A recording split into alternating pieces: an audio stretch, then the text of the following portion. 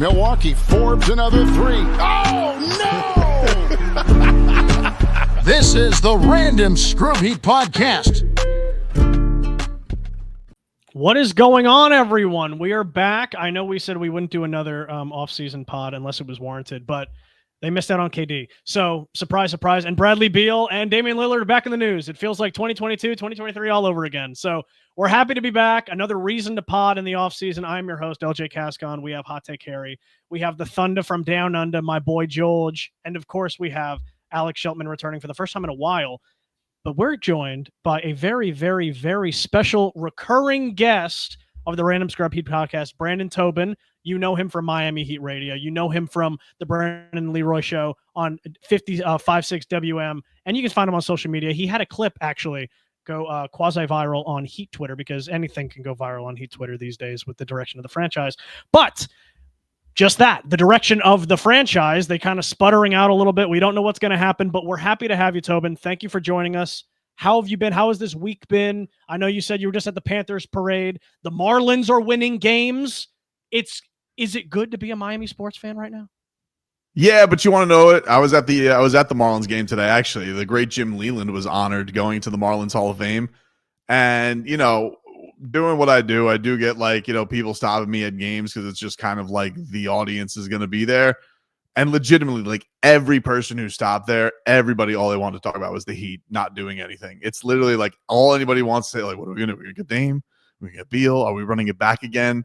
And it's so I feel everybody right now, because I do think there is, this is a beloved team down here. And I think it's sunk its roots in. And I think people are a little, antsy right now. They're not used to this being the franchise that's on its heels and being in a little bit of a lull right now.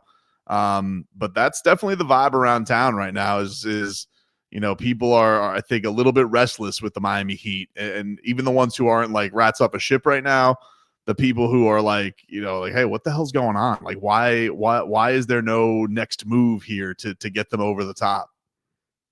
That's exactly right. And as soon as I introduced you, I get a notification from Stein saying that Bradley Beal is gauging the market in anticipation of a buyout. So a little bit breaking news there. We don't really get to do that very often on the show, but there you go. For those who are saying, well, will Bradley Beal really forego $10.5 million to do a buyout? It looks like he might. And the Heat are interested. So you know what? I was going to talk about the direction of the franchise, but I think we can get to that after this. I want to know your opinion, because the Miami Heat will be an option that Bradley Beal's interested in. He's been interested in the past. It was more of a will they, won't they kind of thing because of the no trade clause. But with a buyout looking increasingly likely, do you think the Heat should even take a pick? Should they look at that, or should they just lean into the youth as they've told us they want to do? I think I'd be okay with it if it's not something they're going to have to like spend a lot of money on. I think it'd be silly not to take any talent onto this team. I just think they need it. And I think especially, looking in that backcourt where it's like, hey, you do need this interesting fit next to Tyler Herro of having somebody who is, more of defensive prowess, but also you're going to need somebody else who can fill it up when, he is, being bottled up by people. So if it's in the right circumstance, I think it's going to really be on Bradley Beal I as far as like what really makes him happy these days, right? Because I feel like objectively, he'll probably have Milwaukee come after him. That feels like the obvious place to go because, it's kind of Giannis's last run. But then if it doesn't go good, Giannis is probably going to jump ship. And then where are you? Or does he just want to live in a great place? I mean, the Bradley Beal flirtation goes back nearly 6 years, it feels like, and us creepily stalking Mrs. Beal's Twitter about like how much she likes Florida beaches and sunshine and, Bam wearing his jersey after game. And that to me was like one of the all-time like Bam recruitment moments, because I've never seen anybody else ever pull the move of wearing an opponent's jersey after the game in the locker room. And I was like, oh, this feels like that. Like he felt like the one for so long. So yeah, I mean, it's not as climactic because you're going to have like hearkening back to Victor Oladipo, but he's obviously not coming off an injury. He's just coming off of awkwardness and, and basketball that really just didn't matter for a long time. So I guess the question is like, hey, what guy is this anymore? But I certainly don't think the Heat are in a position where they can turn down a talent of Bradley Beal if he really does want to be here, especially at a cost-efficient place. No, of course not. They're so desperate and lacking talent for so many years now and athleticism. But I guess at this point, Bradley Beal doesn't really bring that. He just brings offensive shot making that this team doesn't seem to have right now, especially with the trade of Duncan Robinson. They lack shooting severely. Bradley Beal brings that, and it was an awkward fit in Phoenix. I know he's older. He doesn't really have that zhuzh, I guess you could say, but at the same time, it was so awkward there. He went through.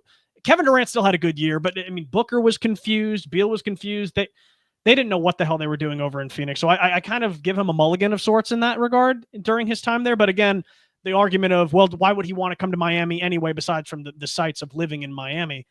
If he wants to win a championship, the dude signed a mega deal in Washington to play for the Wizards with a no trade clause. I don't think winning is his top priority, but that's neither here nor there. I want to get back into the actual the meat and potatoes of this, of why I wanted to have you on, honestly, is to talk about the current direction of this franchise, because they've reluctantly, I guess you can say, have picked a direction with their moves this offseason, or lack thereof, I guess you could say, especially when you remember how big of a deal it was for them to get this pick, the 2026 pick of next year's draft, back by missing the playoffs. The whole, I guess, the beat reporters and the front office themselves were putting out stuff saying, like, we want to make the playoffs this year because we want the flexibility, not just of cap space in 26, but we want the flexibility of having our own pick.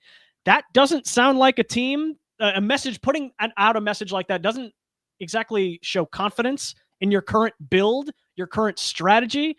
You kind of would want the pick that would turn into Cooper Flag, I guess, but they obviously didn't know that. But having hindsight's 2020, but do you think that they've clearly picked a direction, and are you okay with the direction that it looks like they're going in? They want to go young, but I feel like if somebody like Bradley Beal or Damian Lillard pops up, they're going to investigate that, and that kind of goes against going young.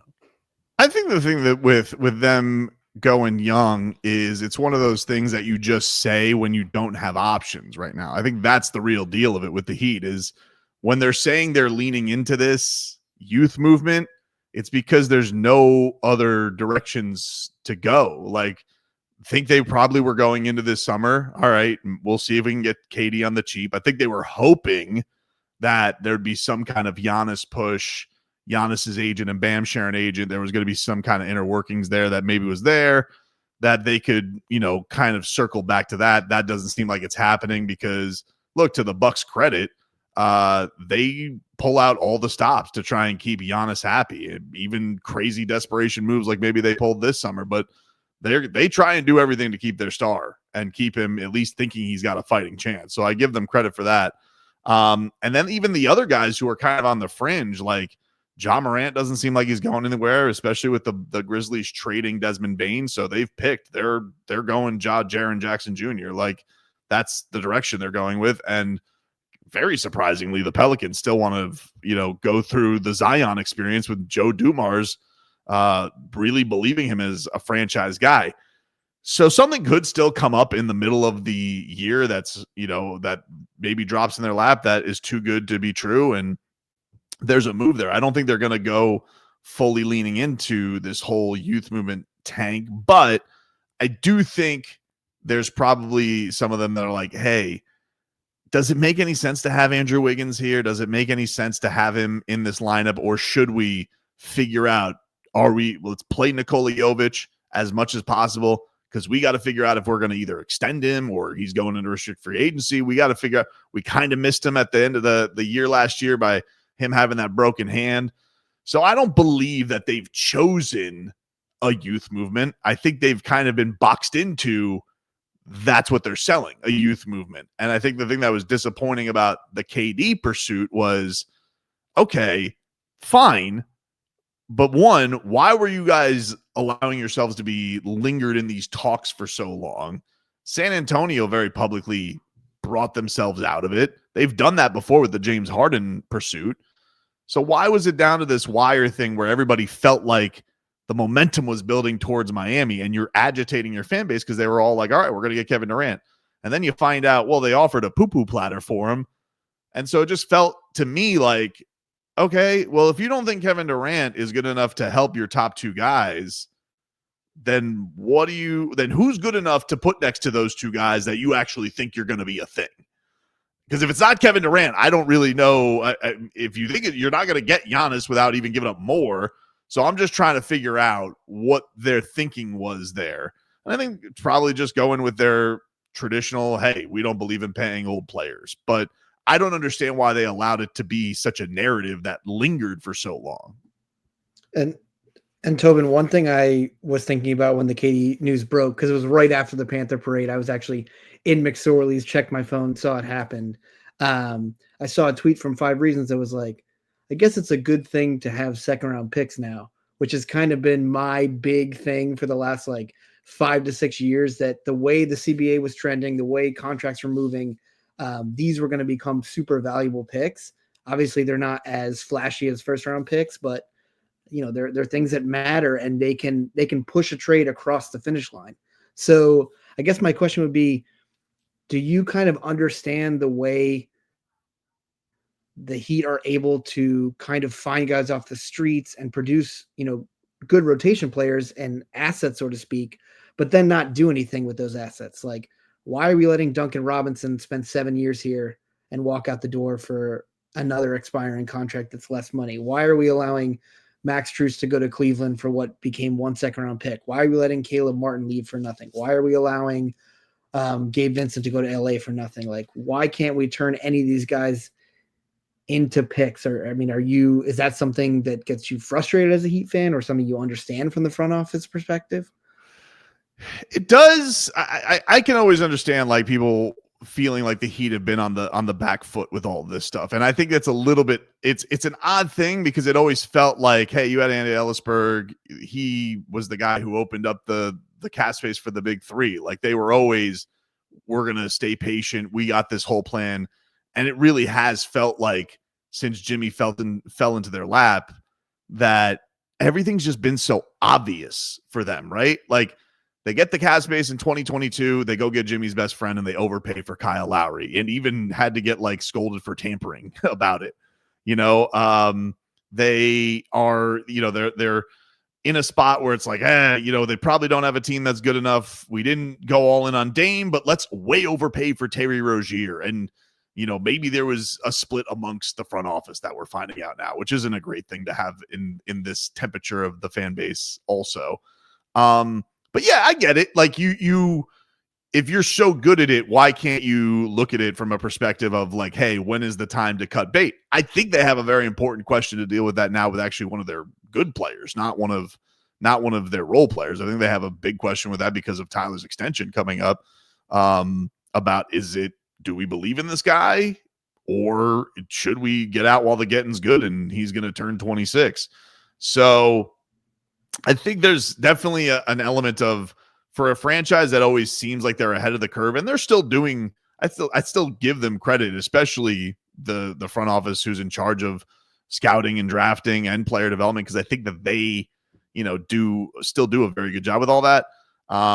They've felt a little bit like they're trying to swim upstream. Now, yeah, clearly now they're starting to catch up. You're seeing how valuable having all these assets are, and if you really want to be in the game for a quote unquote whale, man, you need a haul to get them, or to get them at the right time. Like, that whole being able to plan out for cap space and all that. It's not today's NBA. And I think for a fan base that has known them to be ahead of the curve, it seemed like it's taken them a little bit to kind of catch up with this. But look, part of it has been, I don't think that they really wanted to give up the idea that they were contenders. They had this incredible finals run. They were neck and neck with Boston. I think they harbored Jimmy and Jimmy's belief that he could tap into something that, he couldn't, and then ended up getting injured. And that was also a year where a lot of guys got hurt. So look, there are reasons for it, but ultimately, like, look, your number one rival walked away with a trophy, and they're already starting over again, and it still feels like you're catching up. And I think that that's where the fans become frustrated, is like, you guys don't even feel like you've gotten out of the blocks of this yet, because you're still deciding whether Bam and Tyler cornerstones or not. And if they are, you're not supporting them. If they're not, you're not moving on from them. Where are we? And Boston's already like, we're good with Drew Holiday. We're good with Kristaps Porzingis. They may be good with Jaylen Brown, and say, hey, see ya. It may just be Peyton Pritchard and Jason Tatum by the time the season's over for them, because they got their gold. And Tobin, my follow-up question is do you think they own mirrors at the Heat front office? Because you're kind of saying things that I think anyone would recognize if they could look and say, hey man, we haven't really done this right.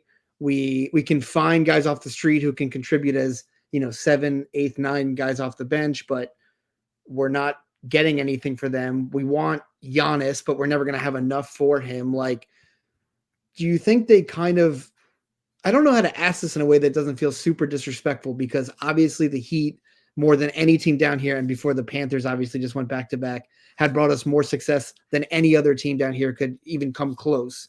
Right? The Marlins won 2, but they were fluky and they tore them apart right afterwards. And the Dolphins are just, I don't want to get into them. But, this is the franchise that's done everything for me. This is why I have more Heat hoodies than you could ever imagine. That's why, I went to so many games and had so many amazing memories from this team. But I feel like we're so far away from that. And it's simply an admission and a realization that they are that far away, and that it's okay to retool. It's okay to start over. When you mentioned the Beal thing, I was thinking to myself, like, that's a sneaky tank option for me. Beal and Tyler backcourt is not going to be good. I'm down for that. Like, let's bring it in. We can pretend that we're winning and it's not going to go well. Like, how does this team pivot, and where do they move if they can't decide on if Bam and Tyler work together, if they're not going to get any picks for guys who are walking out the door, right? Haywood Highsmith's expiring this year. Shouldn't we get something for him before, he is a very good, legitimate defensive wing? We can't get a pick for that guy. We can't get a pick for Kyle Anderson. Like, these are guys who are probably not going to be on the team next year. We're going to let all these guys walk for nothing, or move them now and let the youth develop, which they claim to do. I mean, is that something that you think they could actually do, or it's just so against their, I've been deeming it the competitor's paradox, essentially, where you think you're competing all the time and you're not, and you're never doing anything to actually compete. And it's just this like cycle that you're on where you're never getting close to competing again, but you're not doing anything to bring you to a point where you could make the move to compete again. And it's just something that I don't know if they've recognized. What do you think about all that? No, I think I think a lot of it is an interesting thing, because it's like you respect that formula for them, because I do think that there's a lot of the foundation of the organization and that they don't believe in it. I think there's probably been like one time over the last 15 years they thought about it, and that was the 11-30 team. And then all of a sudden that team went on this incredible run and they didn't. But as far as this team's concerned, yeah, they got to make a decision, because in today's NBA, we know that they've maxed out Bam, right? And Bam, I think Bam has proven himself to be like, hey, this guy's good enough to be a cornerstone of a finals team. He's shown it many times. You're never not going to need a Bam Adebayo in a playoff run. It's just not going to happen. Would you like him to be, more consistent with his offense? Yeah, but I'd also like them to figure out, hey, what's the best way? What's the best place to put him in position to succeed offensively? And they always just kind of be like, just do your thing defensively. We'll figure that other stuff out. So the question is going to come down to Tyler, because if you're going to pay him $50 a year and you're going to invest in him, like, okay, but then like you better be like Giannis better be on the next flight, or Khalil Ware better turn into something like that. And if he doesn't, then all right, you're kind of just stuck in this purgatory, and then you're going to be in the spot where, oh, you got to trade a guy with $150 million contract over 3 years, or maybe even more than that if it goes to a 4-year, because he basically said he ain't taking a discount. Yeah, you're going to be in a tough spot. So I think it is tough because, like, look, you have an absolute legend running the organization in Pat Riley.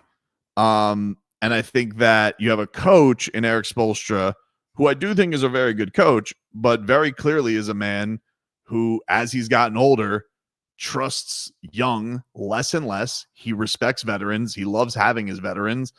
And you have this conundrum of like, yeah, but I think right now we should probably invest in the youth of the team. That's probably the best thing that goes on. So, it's a tough place to be at right now for them. I get it. I think the thing that is going to be interesting for them is I do think there's an element of the franchise that's a little scared to go into a tank mode because I think they're scared of this town and people being fledging and will never care about them again because they remember what it was like to be an expansion team and nobody care about them. But I think that this is a pretty smart basketball fan base now. I think that that's become more educated and understands. And I do think that, yeah, there might be some games where the crowds don't look so great for a year, but I think that people would be down for them if it meant like they were truly going after some kind of a prize. I think that this fan base would give them the benefit of the doubt rather than just kind of being in this lazy river of purgatory. And I think there's. Oh, no, go ahead, Harry. No, I'm sorry, LJ. I think there's such a huge difference, and I think you really laid it out well, Tobin. There's such a big difference between what Philadelphia did, losing 5 straight years, and ending up with obviously Joel Embiid's an awesome player, but a guy who just cannot stay on the court. That's really all they have to show, for the 5 years in which they just lost on purpose, lost and traded away guys who could get them close to winning, compared to the Spurs who decided to take some steps back and now they're building around Wemby, or obviously the Thunder who completely retooled their team and sold high on Paul George and Russell Westbrook and now just won a championship, with Shai and everyone they got from the PG trade. So I just think yes, losing's probably rewarded a little too much in the NBA, but at the same time, I don't see what the issue is taking a step back for a year, or even for the Heat. They could do it for 2 years because they would have the 2027 pick lottery protected as well. Just retool, get 2 guys who could really change the franchise and move forward rather than pretending they have something now that works. So I think, I don't know if they're worried, or my thing is I think they're worried about having another Beasley situation where it's just they had Chicago jump them. Beasley, obviously, I still think it was the right pick, but it just didn't work out for them. And I think they're concerned about that. But at the same time, then they took a couple years off and it led into the big 3. I feel like there are 2 times they tanked or lost. One led to Wade, one led to the big 3. I think it's kind of sometimes what you need to reset and move forward as a franchise. And I kind of think they might need to bite the bullet and let that happen. Yeah, I think it's such an interesting franchise too, because they've had some pretty scarring things happen, right? You mentioned the one time that they did it, it didn't work out fantastic. Although Beasley's career, we didn't really, who knows? I mean, maybe in a different era, it would have been better. I don't know. I have a lot of love for Michael Beasley, but do you think about Bosch's blood clots, Zoe's stuff, all the stuff? They've had a lot of traumatizing things happen to their organization too, that they don't feel like that's ever really been rewarded from that standpoint. But I do think that for the fan base, even if you just look at this roster, I don't know what Bam Adebayo and Tyler Herro could do this year that genuinely could excite the fan base in the regular season. I think Bam would probably have to average 25, which we know is not going to happen. Even if Tyler averaged 28 points this year, if he don't do it in the playoffs, I don't think anybody gives a rat's ass. I just think it's just gotten to that point with those 2 guys. I think if you're a Heat fan and the things you're excited about, few as they may be, are all leaning Jovic, Ware, whatever Yakachonis is going to be able to do, Pella, Keyshawn Johnson, can he be the next Haywood Highsmith? All those things are the things that you're probably tuning in for to be interested in, because we kind of know what the top 2 guys are. I think, honestly, I wanted to follow up what you said too, right there with Tyler. 28 a game, cool, man. It's 2025. People score over 20 in their sleep now. Defense is a foreign concept to a lot of teams in the NBA. As long as Bam Adebayo is on the Heat, I don't think that's an issue. But like you said, Tyler's played 50 playoff games now. He doesn't even average 15 a game in the playoffs. I think that's a big enough. 50 playoff games is a pretty big sample size, in my opinion, to where you kind of know where you want to lean with that extension. But what you said about Spo, the way that I feel like he's just kind of spinning the wheel now too, because he doesn't play the young guys very much, especially in the playoffs. That whole argument of letting the young guys get some run in the playoffs to get experience, I knew was just total bullshit, because he's not going to play them. They got garbage time minutes. Jaquez in his second year got garbage time playoff minutes against Cleveland, where every game was a blowout. He couldn't even find the court, even though they're down 50. But what happened to the old Spo of going to Chip Kelly and figuring out football concepts to run plays with the big three. I know the talent level of those teams are a little different than what we're looking at now, but that mindset, that concept of innovating, I feel like Spo's kind of, the lights are on, but nobody's home sometimes. And he's a Hall of Fame coach. He's incredible. In my opinion, still the greatest coach in the NBA. But at some point, I feel like it reaches kind of a hive mind kind of conversation, not within the fan base, but within the front office and the coaching staff mainly, on how they're approaching running an offense, how they're approaching giving players certain ideas of how they want them to get the ball. Like you saw it in the summer league with Casper. That's what I call Yakachonas right now. I love the nickname Casper for him. It's a great nickname, especially because he's very, very white. It looks like he's allergic to the sun. So I enjoy the nickname for him quite a bit. But the fact that he's 20th overall pick sitting in the corner for a summer league game, let him run. He's going to turn it over. Who cares? It's a summer league. He needs to get reps. I want to see more innovation. Do you think that they need to have some kind of turnover or a breath of fresh air on that coaching staff and front office to kind of initiate some innovation? I mean, I can't rule it out. Like, I know we all got excited for like 2 seconds when we found out like that Italian coach maybe was coming here. We're like, this is great. Somebody new. But I do think that, like, man, I see like a lot of the work those guys do. You know, I get there early for those games, and I think that the hands-on approach that those guys have with knowing what the organization wants, yeah, there can be groupthink with it, but there's also, I think, something that really drives success of that. Like, I do think that, like, for a guy like Jovic, for example, like who's been, you know, who it really took a while for him to get his footing with Spo. Well, you got a guy with like Karan Butler who's there, and Karan can get these guys to think a little bit different because Karan was an all-star, you know, like this is a guy who's had to, you know, have some responsibility on his plate. And he does get those guys thinking outside the box and thinking about like, no, man, like this is what your game winner is going to be one day. Like you need to know how to do stuff like this. And I think that that's a little bit more creativity that they can have outside of just the system of like, all right, this is knowing what set you're going to be in. Don't deviate off that. A guy like Wayne Ellington has kind of fed into like, you're the journeyman who they turned into a super shooter just out of nowhere. So I don't know. I think there is a lot of talent on that coaching staff. I do think that he's had some burnout. I think that Pat Riley surprisingly made a lot of that very public in his at his press conference at the end of the year. I'm sure Spo didn't love that. And I think that there was probably like, it was, you know, I think there was a little bit of stubbornness with him trying to make Terry Rozier a thing as much as possible. Cause they know, like, I think they know they blew that one. And you were just sitting here hoping like hell, like, man, can the lights turn on there somewhere for him?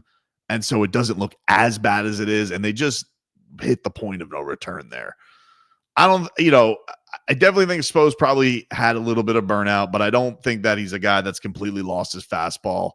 But I would like to see him because I do think he's got some interesting players, and I think that it would suit him to try and get the best out of them and put them in their best spots to succeed. I thought like last year, for the time they were healthy together, I loved seeing him play all three bigs together. I was like, that's interesting. You have something that's a little Orlando Magic-y, little unique. You know that those guys can be on the floor together. I think that Bam liked it very much. And so I still think there are levers that this guy can pull. The Yakachonas stuff in summer, like they've literally been together for 4 days. Like, I don't think I think that like, this is one of those things where like, you know, a 25-year-old can pick up on the plays faster. And so I think I'll judge that more when he gets to Vegas and they're together for 3 weeks, more so than the first couple of days. But I get the frustration. You want to see the guy do awesome. And he's literally done nothing other than dive on the floor cool for the first couple of games. Yeah, and I wanted to jump in. You know, you mentioned a couple minutes ago something about like the intelligence of the fan base and how, you know, we can sort of, you know, we might be able to take a losing season or two if it means to leading to a brighter future going forward. And I, you know, I tend to agree with that. I think at some point in a franchise's history, there is time to take a step backward to take the 2 steps forward. And I feel like the Heat have been at that crossroads for 2 or 3 seasons now, and they've just been refusing to execute on that. I don't know if necessarily if that's going to involve bringing in a fresh voice into the front office or the coaching staff. they usually like to keep the tight circle from, what I've seen as a fan over the years. And I'm sure, Tobin, you can kind of speak to that as you already have. But for me, it feels like there needs to be like some greater philosophical shift, something that Harry's been preaching for years. Like the NBA has evolved over the last 5 years drastically, where the 2010 Miami Heat cap space palooza signing everyone, the big three, is not really a thing anymore. And we keep seeing these reports of how they're saving up cap space to go for a run at Luka Doncic or somebody like that. I wanted to harken back to the intelligence of the fan base, specifically with this here. On July 2nd, there was this article that was put out here. The Heat believes it cannot accurately judge last season's post-Butler roster because of the chaos that Butler created, changing roles for different players, et cetera. So basically, this is highlighting, they're blaming the Jimmy fiasco on the absolute battering they took from the Cavs in the playoffs. And I just want to shout out a friend of the show here, Dolphin. He tweeted this on March 10th. And this was what came to his head on March 10th, 3-4 months in advance of this. The Heat found that the Jimmy saga took a greater toll on the franchise than they were willing to admit during the season, and feel that a distraction-free summer, along with the growth of the young core, will lead to a successful 25-26 campaign. And so that sort of brings me to like my overall question is, and it's a very stupid question. Do they think the fan base is dumb? Because I don't think we are. I think a lot of us pay attention to this team to an unhealthy degree. And yes, a famous quote that goes around on Heat Twitter very frequently is Pat Riley has forgotten more basketball than we will ever know. That might be true, but I have led the Miami Heat to as many championships in the last 10 years as Pat Riley has, which is 0. And I have personally had disagreements about how they have taken the direction of the franchise. So do you think there needs to be like that fresh injected voice into the front office, or can they make the philosophical shift? Is that something that they can do together and say, hey, this hasn't been working, we need to try something different?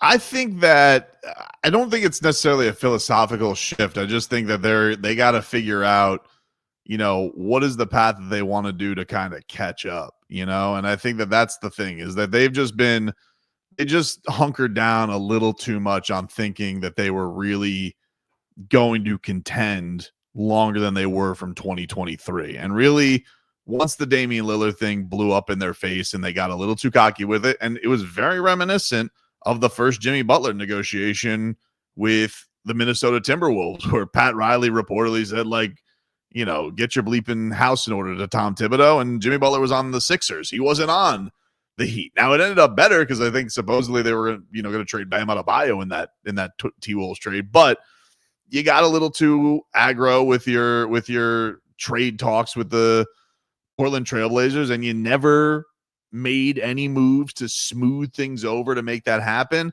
and you were donezo after that happened. So they've really been battling ever since that blew up. And so to still go with the Jimmy Butler thing, I thought Barry did a great job of reporting it. I know Barry, people say, oh, you're a water. That takes work to get the trust and to kind of figure out things. And you know what? It's better to know than not know, or to see whatever they want to put out there.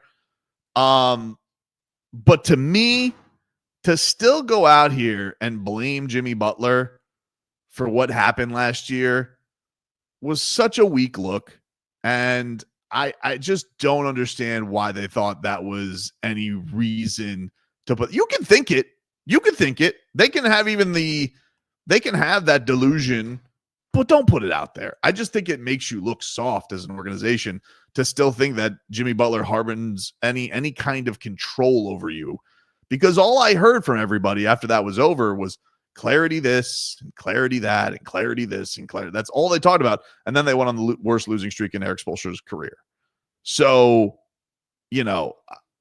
I just think what didn't they really learn from this season? Like, are you telling me Bam and Tyler really couldn't handle that? Okay, yeah, they had some more responsibilities and they didn't do well without having Jimmy Butler as the face of the franchise, and certainly they got to do some growth there.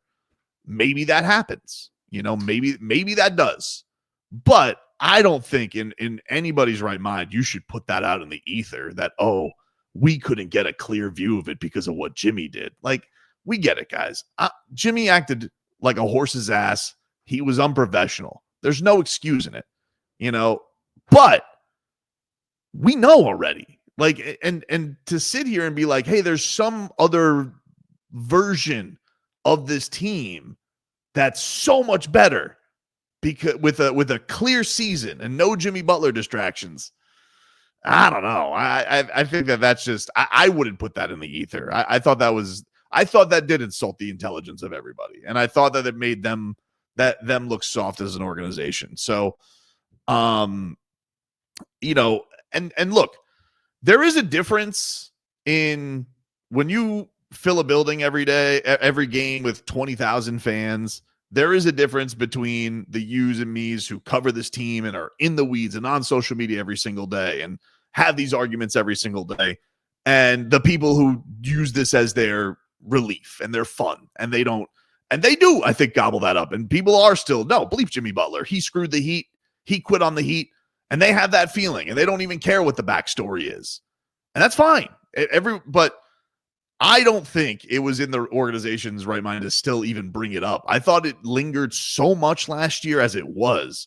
And even with all the stuff that came out about the meetings and the breakups and the leaks that happened, if you're not going to say what actually was the reason, if you're just going to have this, again, Jimmy Butler is a pain in the ass, vague cloud over, you're on reruns at that point. So, it's time to move on from that unless you want to give an actual or leak something specific that was like, Jimmy Butler gave Erik Spoelstra an atomic wedgie before the game, and he couldn't put a game plan together.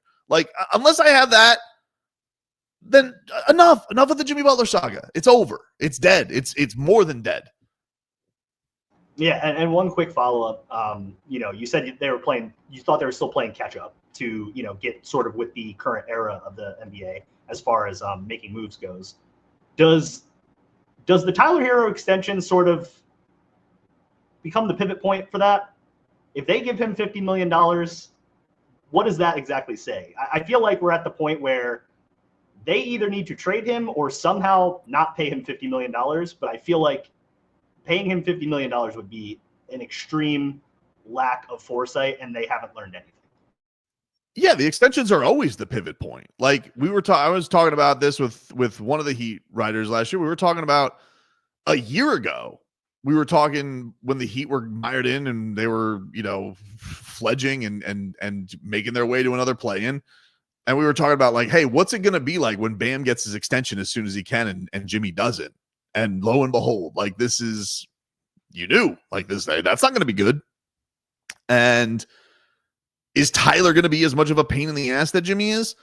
No, I don't think so. I think Tyler is look, for all the shit Tyler Herro takes, give this man credit. He has dealt with plenty of rumors. He's dealt with plenty of fodder. Does he get, busy with the thumbs on Twitter from time to time? Sure. But he has handled all of it like a champ. And he actually did come in, I think, with a much lighter personality last year. Of just I could notice a growth in him from the year that the Dame stuff happened to the next year. He was just freer. And that was a great thing. But once we get to these extension talks, those things can flip really quick, just like they did with Jimmy. So I don't know what that's going to be like for him, because I've never seen what disrespected, not paid Tyler Herro looks like. I don't know what that looks like. It's a character I'm unfamiliar with. So we'll see. I think he'll handle it like a professional, because Tyler Herro handles things like a professional. But is it a smart, prudent thing for the organization to do? I just don't have that proof yet from his. I haven't seen him be a good playoff player since he was a teenager. He had a great rookie season in the playoffs. But since then, we've had groins mess up the 22 run, 23 the broken hand, and 2, a gentleman's sweep and a sweep. It just is what it is right now. I don't have the stuff to prove. He's gotten better. He's made himself an all-star. That's all awesome. But if you're the organization that prides itself as championship or winning in misery, whatever the hell cliche you want to throw out there, then you need to have players who can play in the playoffs and succeed in the playoffs. I just wanted to add on to that as well. I'll apologize in advance for my audio quality. I'm far You from sound home great. right now. Really? Thank God Yes. for that. Thank God for that. I'm in Serbia recruiting some basketball players for the Miami Heat. One in Love it. particular, but I can't find any horse tracks around here, so it's going to take a while. I'm happy you brought up people like Barry and people who follow that as well, like Tim Reynolds and yourself being a person of interest in Miami Heat media. We sit here all day and we read the stories and we see kind of leaks and cracks in the personality and the personal biases start to make their way out. And I think the most important one that really like threw me for a loop recently was the rumor that not rumor. It's the idea that Bam Adebayo should be the first one on the trade block. Should they look to hit the reset button, hit the rebuild? Into which no mention of Tyler Herro was made. And I think to me personally, like when I look at something like that, you look at someone like Bam who gives and he takes. We gave him the extension earlier on. He continued to deliver more and more. The playoffs for him looked good when we were against Denver. He took some leaps in his game. He had a 3-point shot, and then we look at the same thing, the other side of the coin with Tyler Herro. We put his mind at ease. I'm happy to hear that he walked in with a lighter disposition in the current season, and then he doesn't give us the playoff expectations that we're looking for. And I think like I can sit here and say that all day. I think it could still come across as selfish. At the end of the day, if it doesn't go well, it doesn't go well. It's basketball at the end of the day. But my question to you is, it's two questions really. How do you think that day to day when you're watching all this unfold and you're getting involved as well and you're putting out your stories as well, controlling that your personal biases and things that you would like to see happen? How do you let that affect your work and your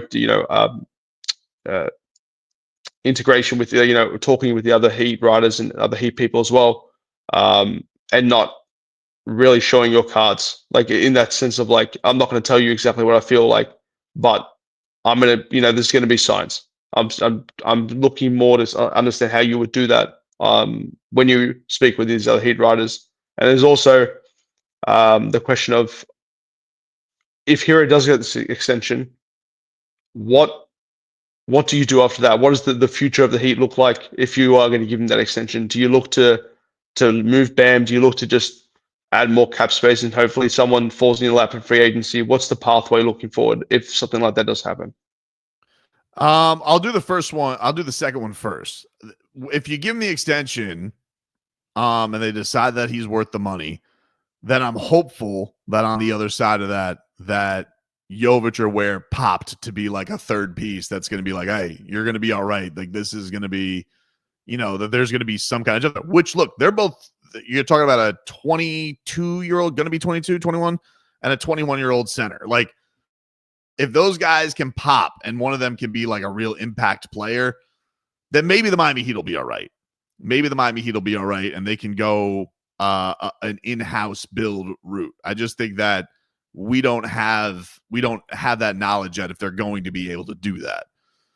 So there's that, or there is the element that, hey, there's a star that's definitely going to be here that they're going to use those guys for to add on to them. I don't know who that is yet. Because I look at the landscape and I'm like, well, because even like, to go to Barry's point, right? Like for, half the year it was, oh, we're going for 26 cap space. And now it's like, well, maybe not, because the cap space is you can't predict it anymore because all of these guys are now coming to their organization and be like, hey, it's not enough just to be up to a contract year. I need my extension. This happened with the Jimmy thing that I think drew everybody mental, was like, hey man, you have a $50 million option next year. He goes, yeah, but I want another one. I want another one. And other organizations have to. The Hawks got to do this with Trae Young. Now, I don't know what's going to happen with Trae Young's extension, but at least they're making a all in. We're going to find out how good this guy is. We're going to give him everything he needs to figure it out. And I think the one thing I can, I guess, defend Tyler on is I don't know necessarily he has the roster right now where I could really tell. I can tell that he's still an all-star player, but even if he was as good as Anthony Edwards, could he carry this roster further than the second round? I don't know. To get to your bias question, I'm a little different than everybody else because I'm on the radio 4 hours a day. And it's even a bit on the show sometimes. I'm not a journalist. I'm a fan with good access. And, to the viral rant that we talked about, I don't remember if it was before we got on the air or not. Like, look, I walk in the media room that day, and Ira Winderman, who I love to death, and I really have nothing ill to say about any Heat media person. They're all gems. But Ira looks and he goes, "Oh, look, the ranter." And so people know, like, there's a line of me that has to be analysis but entertainment, because I'm not just X's and O's. You would never want to have me drop a play. I couldn't do it. I love the teams down here, and I'm going to react accordingly to it. But look, you get to know some of these guys, and you do cover guys for as long as guys like Tyler, guys like Bam, who I've covered now for 6-7 years. Yeah, it's hard not to especially guys that you build somewhat of a rapport with. It's hard not to give some of them the benefit of the doubt that on certain things and want to see it work out. I felt there are times you feel bad because, like, I know a guy like Duncan Robinson who I was like, really on the train of, like, when he was coming up and nobody gave a rat's ass about him. And then he got the contract, and I was very hard on him out on the radio afterwards.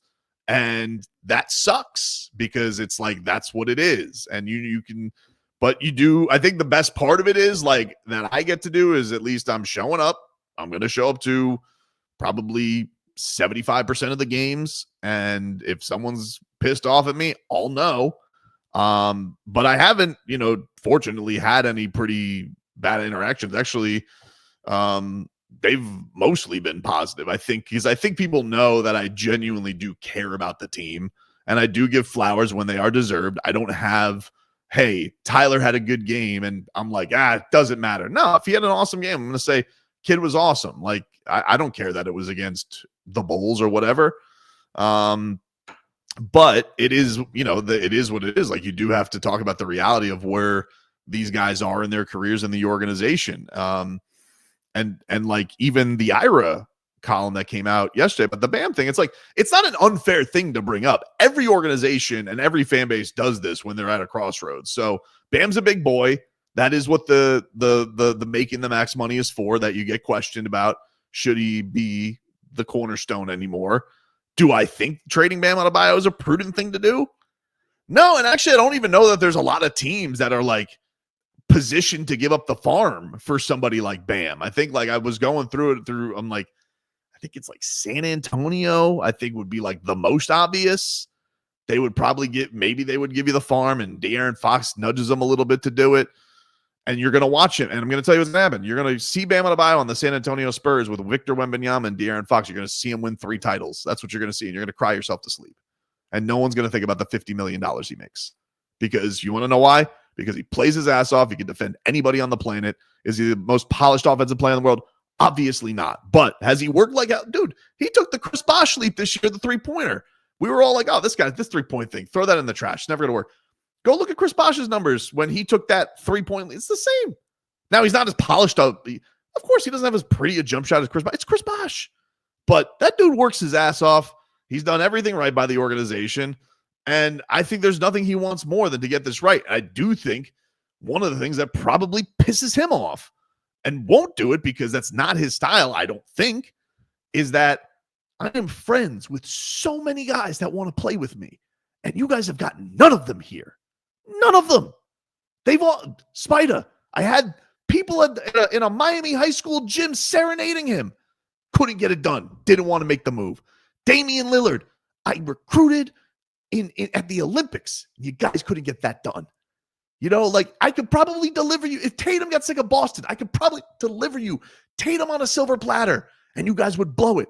If I was him, that would make me mental as a player. Be like, when D-Wade was here, you guys took that. Why are you squandering me? I don't understand this. So I honestly think if the Heat aren't able to win a championship with him as one of the pieces, it's going to be one of the great tragedies of the franchise, because between how hard he plays, what he's shown already to be close, and the resource he should be to get you better players, and you've done nothing with it, that is going to be a true crime. Last question for you before we wrap here. I think you touched on it too with in this business, obviously there's a very fine line between entertainment and information. And we obviously, being on radio as you are, you have to be entertaining too. It's not just you write an article here or there and then you shoot out a tweet or two. You're on air. Like it's constantly going. So you need to be careful what you say, but you also have to be entertaining for people to want to tune in. And you've made waves online in recent years too about making music and doing songs about whale hunting. And I think it's fair to say that Pat Riley has kind of morphed into Captain Ahab a little bit lately, constantly going for Moby Dick paws and never getting him, hunting these whales nonstop, but never really snagging one now, sans Jimmy Butler. And I'm not going to count Kyle Lowry. We don't have time for that because we have to close soon. But I wanted to end with this, giving you just a brief hypothetical of if you were in the front office, what direction would you take and what would be the first move you'd make? It's tough right now. Like, I don't think there's a good answer. Like I said, when I was at the game today, like, I think I probably had like a half dozen people ask me the same thing. Like, hey, what do you think they're going to do? I don't really have a good answer for anybody right now. I think my first thing would be like, if I, to go to Harry's point about like assets, when I was reading this Lakers stuff about, hey, if they're going to try and pry a first round, if they're able to do that, I think that changes the perspective of the offseason, because then you're talking about, hey, you got 2 first-round picks for a disgruntled Jimmy Butler, basically. And I think that kind of changes the narrative of that trade. And if they're able to do that, and by the way, based on the way Dalton Connect's been playing these first couple of games, I do not think that is a sweetener in a trade. So I think for me, that's the first move, because what is the point of that? Like, I don't think he loved being dropped here, across the country. Handled things like a professional, very nice guy, but I don't think that he loved being here. So I think from my standpoint, see what you can get for that. And then you figure out, all right, well, what are we going to do at that spot? Does that mean you're going basically like 3 guards in the back if you get a Bradley Beal, and you're going to lean offense with him and Tyler? I think that's probably like the first thing to look at. But as far as like long scope of it, like, I think there is an element that they have to figure out. How good is Kel'el Ware? How good is Nikola Jovic? What do we think of those guys as complementary pieces to our other guys? And then take stock of it. So I do think that it's not going to be a tanking year, but it is a year they got to take some honest stock of what these things are and where they're going to be at. And, it does seem like the teams that are holding on to guys, that's going to be pretty fragile in the middle of this season. And so maybe something does fall their way and shake loose. But hey, man, like the way it's been going for them lately, like nothing has fallen their way. So I wouldn't get my hopes up on it, but I think that's probably where they're looking at, if I had to guess. I honestly think a lot of fans are right there in that same boat and would take that same approach also. But thank you so much for joining us. I think we're cutting it just in time for Love Island. I know everybody that's listening loves Love Island too. We're going to hit it right on the mark. Perfect timing. Thank you guys for tuning in. Thank you to our panel, Harry, Alex, and George. Thank you, Tobin. If you guys want to hear more of Tobin, which I know you do, you can hear him on the Tobin and Leroy show at 560 WQAM. Thank you again so much. We'll have you back on for a third time sometime soon, I'm sure, whenever we have an idea of whatever direction this franchise is going to take. But thank you guys so much for listening. We'll be back, I don't know, in a week or two when the Heat give us a reason. When Yakachonis pops. We'll do another pod when Yakachonis pops. That's what we're waiting for. All right. Take care, guys. Be good people. Need a stop and a rebound. Fournier for 3. Oh, my. That was the Random Scrub Heat podcast.